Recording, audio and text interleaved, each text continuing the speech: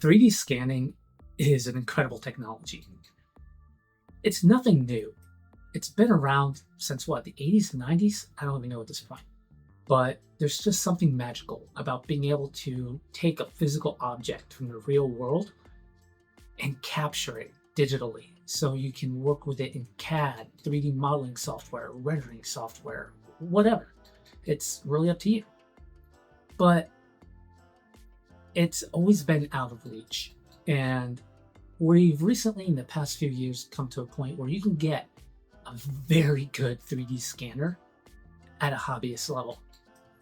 And as someone who's been into 3D modeling, 3D design, 3D printing for years, being able to jump headfirst into 3D scanning has just been a ton of fun. And there was a lot I didn't know starting out that I've learned over time. And it's a lot to absorb.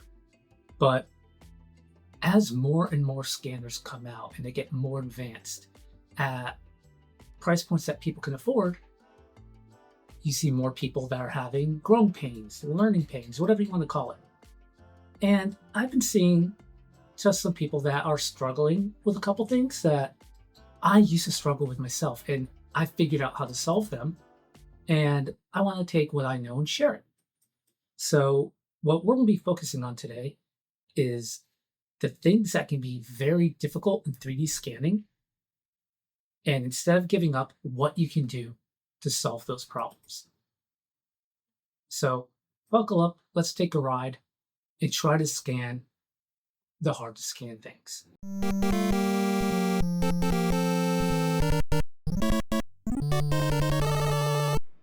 I want to start by focusing on the kind of items that scanners just don't like to pick up. Like you put it down, it's on your turntable or your scanning surface, and you just can't get it to pick up. Your scanner just doesn't see it. And you might be asking yourself, why isn't this working? This isn't a black object. I thought it was only like really black or transparent or shiny objects that are hard to scan. And that is it's true, but not true. And it helps if you understand a couple things going in. I'm going to be focusing on the MetroX. The MetroX is a blue light scanner, so this section is really going to apply more towards issues that you might come across specifically with blue light. But taking this kind of base knowledge and applying it to your infrared and near infrared scanners, you could figure out some of your issues as well. But blue light. Blue light is great.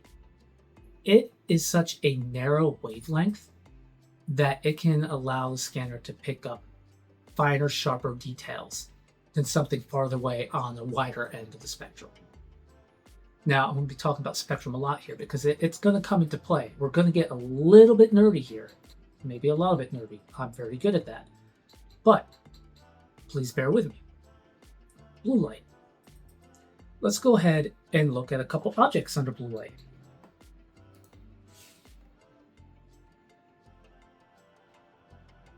All right, I've got my MetroX projecting, and I've got it in full field mode. We're not going to be using color capture for this, just because we're going to be using the higher FPS that you can get from structured light. So when you put an object in that structured light field, you can see it shows up very quickly in your preview. And you can look at the scanner preview window and see how well it shows up to the imaging sensors built into the scanner. And you can get a good 3D preview as well. Something like this Agrippa model that comes with the scanner is ideal for the scanner because it's incredibly easy for it to pick up. This is a white object, which means it reflects the full spectrum of visible light. And by doing so, it gives the scanner plenty of light, plenty of data to build a 3D model off of. What also helps it out quite a bit is that it's a non-glossy surface. So the light that's reflecting isn't being bounced off in random directions. It's not creating shines or anything like that. It gives just a good, clear, visible surface to the scanner. Now, an object doesn't have to be white to be picked up easily by the scanner. What's key is how much blue light the scanner can pick up off of the object. How much of that blue light it's projecting is returned back to the scanner towards those sensors. And what does best is going to be objects that are as close as possible to that blue spectrum and have a good diffuse surface. So like this little flashlight or flash. This little screwdriver. It's just a little electronic screwdriver I picked up. Came with some kit I got for, I think, a Nintendo Switch repair. But if you look at it, it's blue. But your scanner doesn't see it as blue. If we look in our preview window, it's white. And that is because, for all intents and purposes, our scanner is colorblind. It can only see blue. Other colors don't exist to the depth sensors on it. And that's the way we want it. We don't want it fighting against other colored light, trying to pick out its pattern from your ceiling light or from daylight or anything else like that. So by having it tuned specifically to the same light frequency that's being projected by the projector, it can pick up just that color spectrum. And looking at this, that's why this screwdriver is white in our preview. Because to the scanner, things are black and white. And this is white. Just like a grippo. Now, if you think about the visible color spectrum for a moment, and little graphic so you can see what I'm talking about, you can see the blue color wavelength is on the opposite end of your reds and your yellows. And those are generally the colors that give you the hardest time when you're trying to scan. And that's because an object that looks blue to you, looks visible period to the scanner, doesn't absorb blue light, it reflects it. The opposite side of that, something that's in the yellows and the reds, it's absorbing all the blue light and only reflects in those color spectrums. So if you take something that, like this bulb, it is very hard for the scanner to see because this goldish yellow bronze, it's got two things that the scanner doesn't like that much. It's got a lot of colors that to the scanner are black, which if you look inside this gold bowl, it looks black to the scanner preview. But it's also glossy. Now the shine can help on some objects just to give you a little bit of a reflection that can be picked up, as long as it's not super reflective. Like a mirror, absolutely not.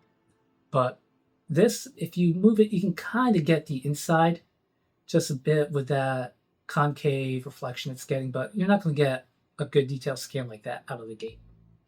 And that's because, with the exception of the ashen color parts on this, it is absorbing all the blue light that's being projected. Well, I'm going to back up. Not all the blue light, most of the blue light. And we're going to come back to that in a second. But an object that doesn't reflect enough blue light for your scanner to pick up isn't going to be picked up. I have also made a good example of both blue and this goldish colors Captain tape, but a surface that is not going to reflect. And you can see when I hold this up to the scanner, it doesn't exist.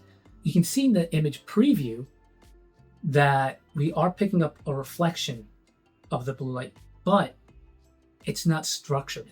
It's not anything usable to the scanner. It's too glossy. So when we look at the depth preview, that just doesn't exist. It's a void. But both the wood color of the wood block and the spot where I put blue electrical tape over the Captain tape pick up incredibly well.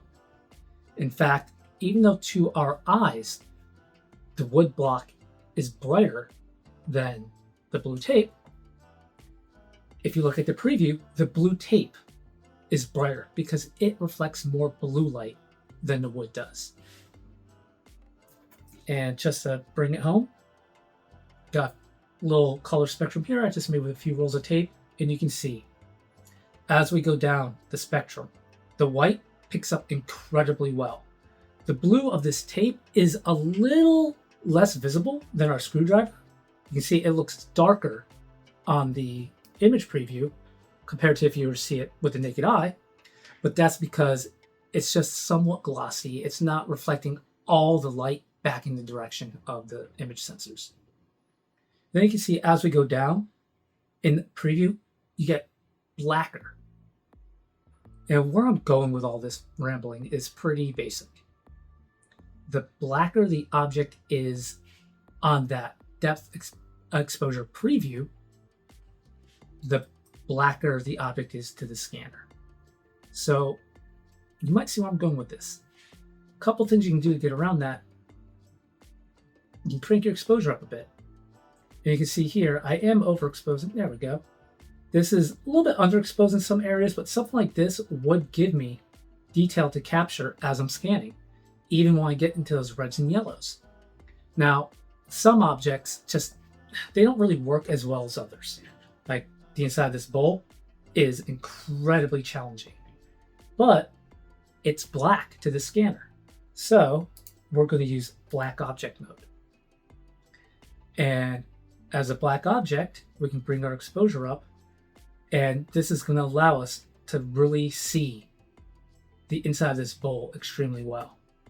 And move out a little bit, I'm a little too close. Let's adjust our scanner a bit. You can see I'm able to capture these details on the side here. Some are overexposed, some are under, and that's one of those scenarios where you might need to do a couple passes as you scan.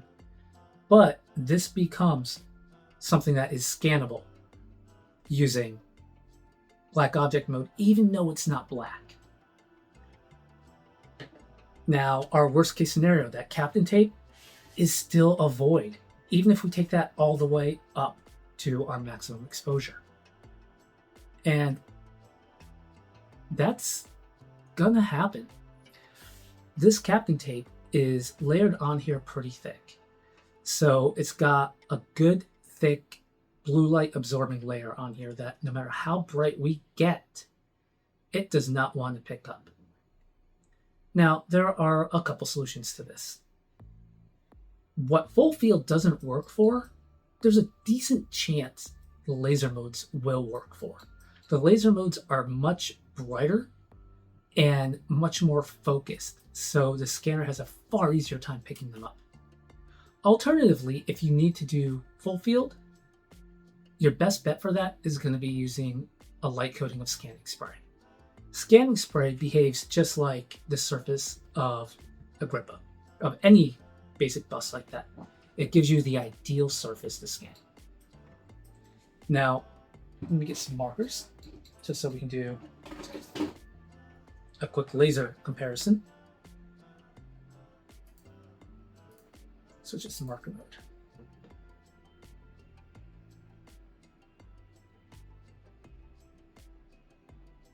All right. So even in our basic marker mode starting out, you can see it still does not really want to pick up that tape. If we bring this up though, still giving us a hard time. It's a black object to the scanner. Let's see if it'll show up in black object mode. What do? You have an object that can't be seen. You can't see with the naked eye. There's no blue laser line where that tape is. Spray it.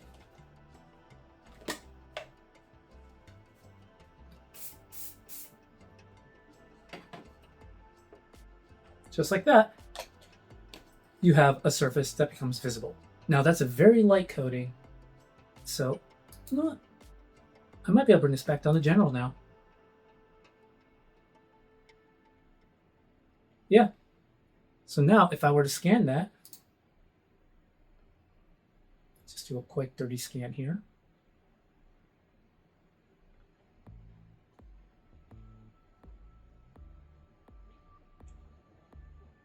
Easy as. And if you look pretty closely here,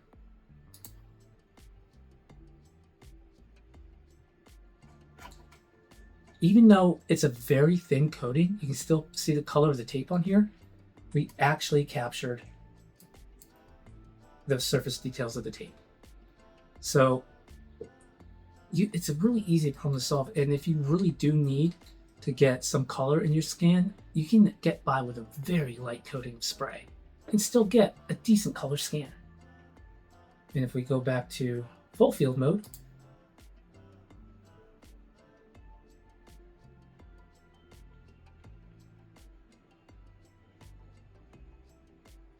bring our exposure up a bit, you can see we are now able to pick up that surface. It's a little underexposed still, but it's there, and chances are, bring this up a little bit more, overexpose the wood a little bit.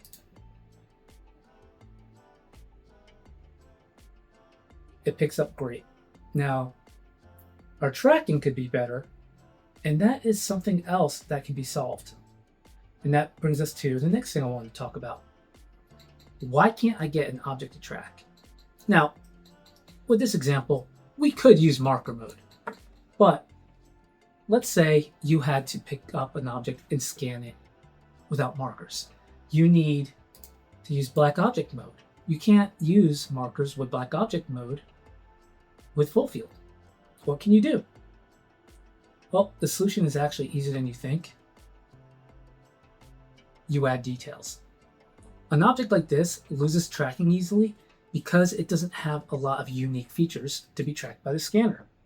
So if you take something like I do all the time, and I'll take some blue tack and position it around my object, or it could be other items you've got, like a gripper. I've used my busts as feature tracking enhancers to help me track my scans, just because they have a ton of detail to capture and help me maintain tracking. So now, if I scan this using those as my assistants, and it looks like our spray has sublimated a little bit. Play my exposure a bit so I can get good details on everything. But you can see I'm maintaining good tracking here. Compared to if I remove these,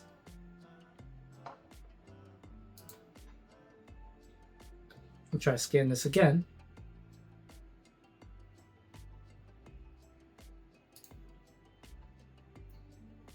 See how quickly I lose tracking? And it doesn't realign easily, and it drifts. That's because I don't have enough features. So sometimes adding a few bits of random data to your scan area is all you need to do. So that's one of the easiest things to solve.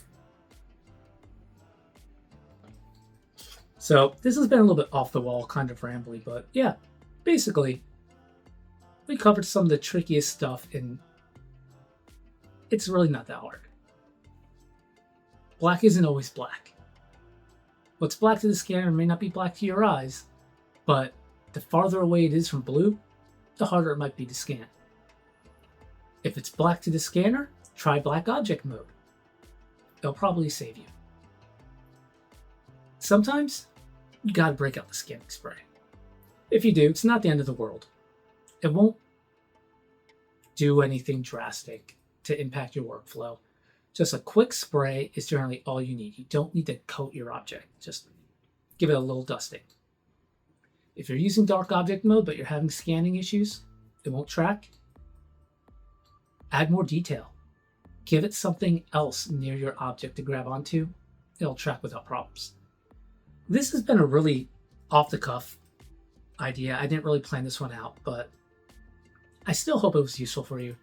I hope I was able to answer questions or just give you something to think about that'll really help you out with your own scans. If I didn't, thank you for being here with me anyways. I hope you at least enjoyed your time. If I did help you out, let me know, and I'll keep doing my best to help you out. Otherwise, have a great day. Get out there and go scan something.